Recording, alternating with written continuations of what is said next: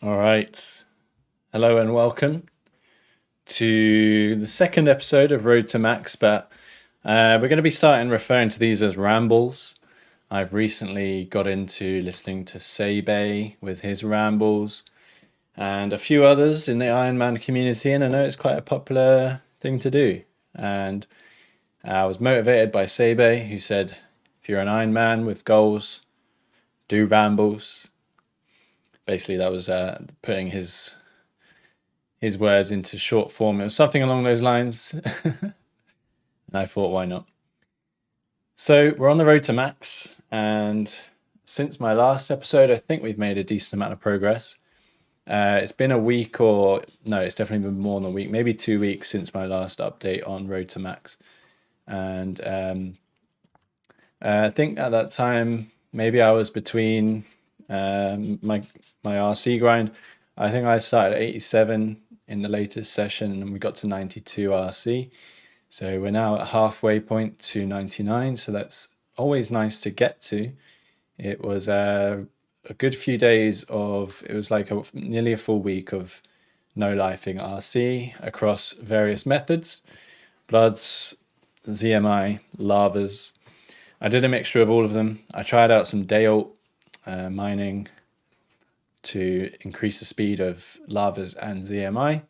I think having listened to people talking about it, I think using it as ZMI is probably the best because the essence lasts a bit longer. You take a bit longer to use the essence up, which means you spend less time mining it, if that makes sense, even if the overall XP per hour is not as much. If you factor in time to mine, I think lavas comes out to be a bit slower or not really worth the time investment anyway.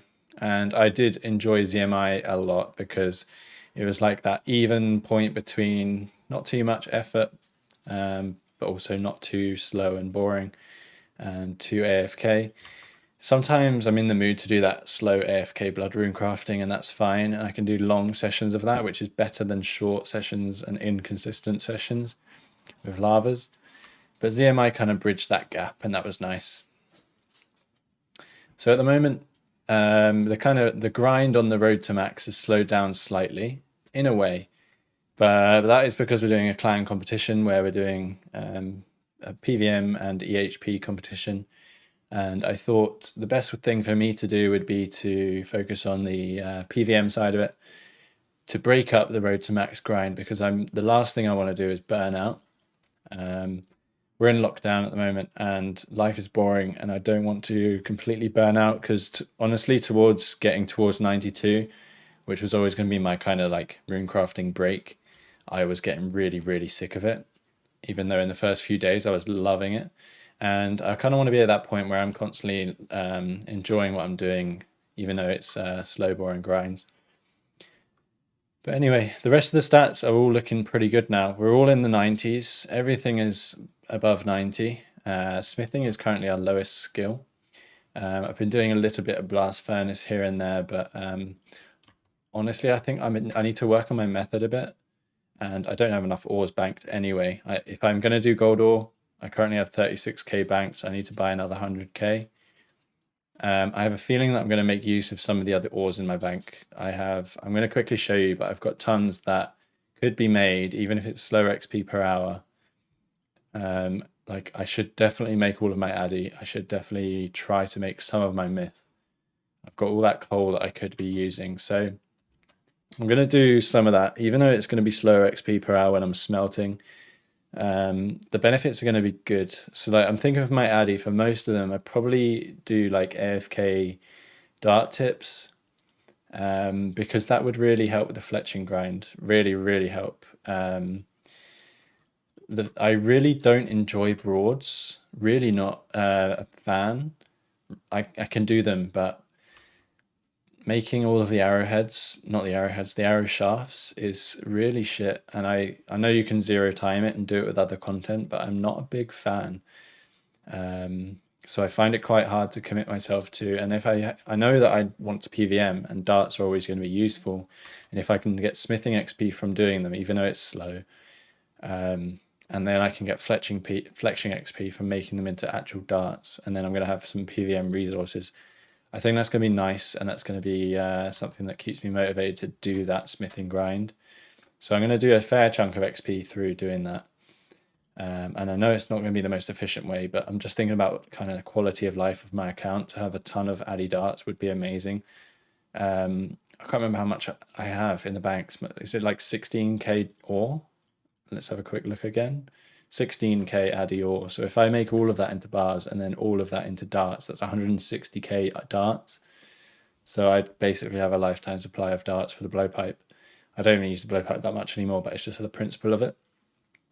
We'll see. I might start doing that, and I might be like completely burnt out of it, and I just want to rush to get 99 as fast as possible, and that would be understandable. But that's my current ideas for that. I've been watching some Twitch. Shout out to Fat Clouds, who was doing a herbivore stream the other day, and I think I'm going to give herbivore a fair shot for the 99 hunter grind. My original plan was to do all of it at Black Chins, because I haven't finished Armadillo. You can see that right now. I'm wearing D-hide top. Haven't finished Armadillo, so having a ton of chins would be amazing. I think if I do some at Black Chins and some at Herbivore, it's going to be a good balance of the two, and Herbivore's like pretty chill method with pretty decent XP, and then like Black Chins could be my method where I try a bit harder and bank some supplies for Cree. Agility, we're at 91. That's the most recent level I got. I got 91 agility last night, and I've been doing RD course for that, RD rooftops. I realized that so my initial plan was just to do Sepultura floor 4 runs until 92, and then obviously go to floor 5, which from 92 to 99, I'm going to do that. I'm going to smash that as much as possible, and then top up with the RD rooftops when I just want to AFK watch a movie or whatever. But I definitely realized I should do 90 to 92 at rooftops exclusively, because staminas are going to be in high demand. And I realized that through ZMI mostly. ZMI eats up a lot of staminas. You use one every 2 runs, basically, maybe one every 2.5 runs. So the current stamina stack in the bank is I've got 450 doses as 1 dose, which is my rune crafting supply, and then I've got 913 now of the 4 doses, which is still not enough. I apologize for my dog if you can hear her running up and down the corridor. It's still not enough banked, and that's why I'm going to do more. I'm going to do it's like 11 more hours of rooftops to 92, and that will bank a few more, and that'll be nice. And then hopefully I do enough supplementary agility on the way to 99 at rooftops to get even more staminas banked up. I'm going to need staminas for smithing, hunter, and rune crafting. So I imagine I'm going to need a couple thousand as a rough estimation. That's honestly a complete guess, but yeah. I'm making brews right now because I've been doing my herb runs. It's good to make them into brews because you use brews. And also I'm getting some herb XP for my competition with the Ironmen, so I'm kind of doing my part even though I'm AFK. And we got a decent amount of brews stacked. Let's just have a quick look before I start the next invent. It's not looking amazing actually. 867, which is it's going down a bit because I've been raiding. But as long as I keep doing my bird runs, that's going to keep going up. So it's always nice to keep some brews in the bank. I also use brews at Volcanic Mine. You don't use tons, but it is kind of like a slow burn where you use them gradually as you grind. So just need a few more for that to make sure I don't run out at any point. And then the rest of the skills are kind of self-explanatory, I think. Fishing, do some 3-tick barb fish, but also just AFK. Construction is going to be a lot of mahogany homes probably, and a little bit of teak myth capes. I'm trying to use all my mahogany logs at mahogany homes, and then probably most of my teaks in myth capes, which is a bit of an AIDS method, but has to be done. If we look at quickly our teak stack, 21k logs banked and then 15, 16k in planks already.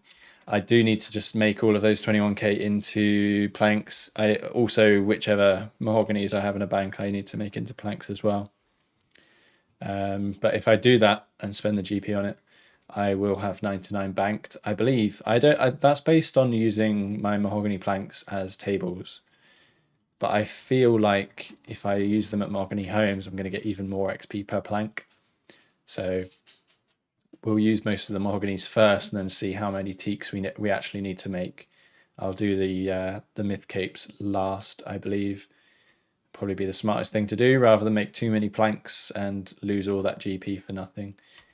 We're running out of nests to use now, so I may go and do another method. We'll have a quick look. But we've had a nice bit of progress on the PVM side of things. So raiding has been pretty dry for me up until recently. I went 186 raids with nothing. However, during this competition, I've gone pretty hard, and my KC is now like 1009. We've gone over that 4-digit barrier. What should I do at this point? I think I can cut some gems for some crafting EHP. So let's do that for a bit. So yeah, I got some purples recently. I got 2 arcane scrolls and a Din's Bulwark. So they're dupes, but they are points at least, and it's nice to see some purples coming in. And today we went to Hydra. I've got a Hydra task. I still don't have the leather from Hydra. Today we got our second Hydra's Claw, which is pretty nice to see. And that's at kill count. Can I look here? It's going to be, that's going to include the small ones, but not many of them. I'm about 1650 of the boss. So second Hydra's Claw before we've even seen a single leather. We've had a lot of tails at Hydra. I think if I open this side panel, you'll be able to see my little loot tracker thing. So there we go, the Hydra Claw there. These 74 kills, I think, are on this current task. So it's been a pretty profitable task at 66 mil. We also got a Hydra's Heart, which was this last piece of my second ring. So you can see up here how many tails I've had. I had 4 tails, which is the same drop rate, I believe, as a leather. Which is really unfortunate because it's a useless item. But you can see all those bones. I've been trying to bank nearly every bone, so I do pretty short trips. You can see the cash coming in, the bloods coming in, the alkaballs coming in, and more dragon bones as well. And actually a decent amount of herblore XP coming in from Hydra as well. So like, it's a great boss to actually do. As long as you have the motivation, and that leather for me is the motivation, but also the clan competition. Getting that claw was 6 points for the competition, which is, it feels good to have got something valuable out of that grind other than some extra GP. You can see my Chambers of Xeric recent 245 loots. The Ancestral Top is in there. Dex Scrolls in there. Doesn't have my arcanes. Oh, it does. They're down here because they're such low value. And the Bulwark. So a few loots in the last 245 kills, but we're still hunting the Kodai, the Claws, and the Ancestral Robe bottom. So still grinding raids, still grinding. Anyway, that's pretty much it for the Road to Max update. 95 prayer at the moment. I think pretty soon I'm going to be working on getting that up. I had the banked XP tracker up over here. You can see here we got 98 banked, which is sweet to see. 98 will give us 126 combat. So I'm looking forward to getting 126. And I'm hoping through a bit more Slayer, things like Hydra and Vorkath, we can bank 99 and get on with the grind. It does include me needing to use all of my ensouled heads and some big bones and stuff. Hopefully I get to the point where I bank enough bones that I don't need to do big bones because they're kind of a waste of time. So So yeah, that's gone up recently as well. I only had 97 banked until recently, where I started doing some Slayer again and kind of making an effort to do every dragon and wyvern task and bank those bones whilst hunting for hydras. I took quite a long time to get any hydras this time round in this recent kind of hunt for them. So I'm on I'm almost bankrupt on points again, which sucks. But I'm going to probably have to go back to tutorial skipping because I'm pretty motivated to just camp Hydra for 99 prayer. If I don't do so, I will be going to green dragons in the wildy, and that's okay as well. But Hydra would be nice until I get that leather, and then I'll probably stop Hydra for a while. I mean, it depends how much I want the GP. Just doing the Hydra in the last few days has gotten me up to 77 mil cash, which that was at 72 or 73 mil before. So it's just mad GP that comes in from that boss. So it's a very nice Iron Man boss to do, especially since I have a T-bow. And I'm not hating it right now. I'm not hating it since it's been generous and given me a claw. So I think that's a decent little ramble. It's not a super long ramble, but in the future we can start to talk about some bigger things such as long-term goals, past max and things, because there's always the inevitable worry of the post-max depression or lack of direction, I guess. The post-max burnout, we can just call it, a bit of a less strong word. But long term is going to be to complete all PVM really. Like I'm not done with Slayer PVM, for example, Hydra leather and Armadillo chest plate. Not done with those. That's the last couple pieces I need from Slayer. So it's going to be slay bossing until we get those things for the time being after that.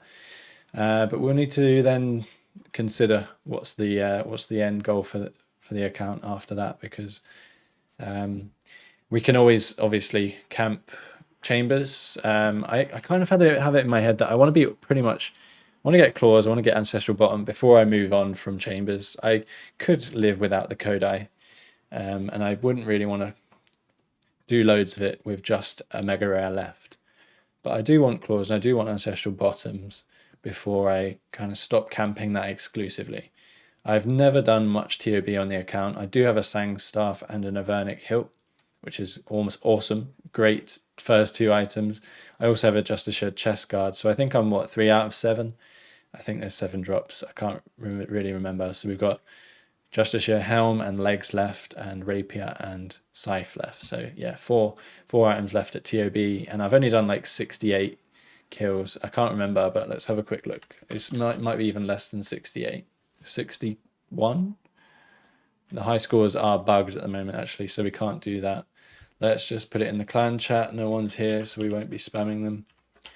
KCTOB. Only done 60, and we're 3 out of 7, which is obviously amazing. But I've never really camped TOB because I'm motivated to finish or get close to finishing chambers before that. I don't know why. It would make a lot more sense for me to get more drops at TOB, but that's just how it is. It's just how it is. Chambers is easy for me. TOB is a bit stressful still. It's at that point where it's not a chill raid for me at the moment, and that's just the way it is until I camp it more, until I get everything completely down. But saying that, we did quite a lot of leagues, Trailblazer, TOB. I got almost 60 KC on there, I believe, and I know it's easy mode, but I feel like I learned a lot more about TOB in that, so that now when I go back to main game, I should be at least noticeably a little bit better. Like I think I'm a lot better at Maiden, for example, at dodging attacks, dodging the bloods and things like that. Anyway, I think these are topics for further on in the series. So that's our update on the road to max and the first official ramble on the account. And I hope you enjoyed, and I'll see you in the next episode.